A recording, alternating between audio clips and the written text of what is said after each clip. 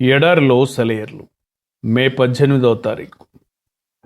అత్యధిక భారం వలన కృంగిపోతుమి మరియు మృతులను లేపు దేవుని యందే గాని మా యందు మేము నమ్మిక ఉంచుకుంటున్నట్లు మరణమగుదు అన్న నిశ్చయము మా మట్టుకు మాకు కలిగి ఉండెను. 2 కొరింథీయులకు రాసిన పత్రిక 1వ అధ్యాయము 8-9 వచనాలు. కష్టకాలంలో మనపై పడే ఒత్తిళ్లే మనకు జీవిత విలువను అర్థం చేసుకునేలా చేస్తాయి. పోయిందనుకున్న మన ప్రాణం తిరిగి మనకు దక్కిన ప్రతిసారి అది ఒక క్రొత్త ఆరంభం అవుతుంది. ప్రాణం విలువ ఎంతో కొత్తగా తెలిసి వస్తుంది. దేవునికి మానవులకి కూడా అది మరీ ఎక్కువ ఉపయోగకరంగా మారుతుంది. మనకు వచ్చే ఒత్తిళ్లు ఇతరులకు వచ్చే కష్టాలను అర్థం చేసుకోగలిగేలా చేస్తాయి. వాళ్ళ పట్ల సానుభూతిగా మెలగడం నేర్పిస్తాయి.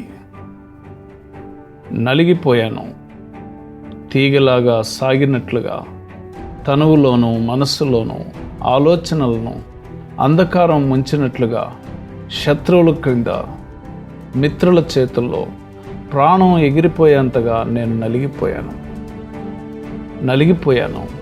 దేవుడు తప్ప సహాయకుడు లేడనేలా, దేవుని కర్రని బెత్తాన్ని ప్రేమించేలా, స్వాతంత్ర్యం తప్ప మాలిన్యమంతా పోయేలా, నమ్మశక్యంగాని వాటిని నమ్మేలా, సజీవ దేవునిలో జీవించేలా క్రీస్తు జీవితం ప్రవహించే నదిలో నేను మునిగిపోయాను.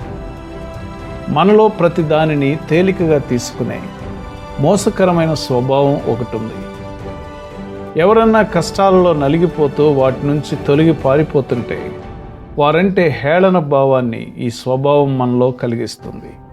అయితే తనకై తాను కష్టాలు అనుభవించిన వ్యక్తి ఇలా ఎప్పుడూ అనుకోవడం. అతను అలాంటి వారిని మృదువుగా సానుభూతితో ఆదరిస్తాడు. శ్రమ అంటే ఏమిటో అతనికి తెలుసు. పౌలు అందుకే అన్నాడు, మరణం మీకు అనుకూలంగా పనిచేస్తుంది. మనం ముందుకు సాగాలంటే శ్రమలు ఒత్తిళ్లు అవసరం. బ్రహ్మాండమైన ఓడలో ఎక్కడో లోపల బగబగమండే అగ్నిజ్వాలలు ఆ ఓడను సముద్రంలో గాలులకి అలలకి ఎదురుగా ముందుకు సాగిపోవడానికి శక్తినిస్తాయి కదా. బాధల గానుగల్లో నుండి తీయని ఆత్మ ద్రాక్షరసం జాలువారింది. కన్నీరు కార్చని కళ్ళల్లో నుండి కారేది చీకటి తప్ప మరేముంది. కనుక శ్రమలు నీ జీవితాన్ని చుట్టుముట్టినప్పుడు, కష్టాలను నీవు అనుభవిస్తున్నప్పుడు అవి నిన్ను ముందుకు సాగడానికి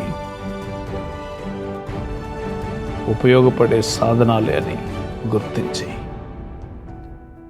వాటిని అనుమతించిన ఆ దేవునిపై నమ్మకం ఉంచి ముందుకు సాగే కృప పరిశుద్ధాత్మ దేవుడు నీకు అనుగ్రహించునుగాక.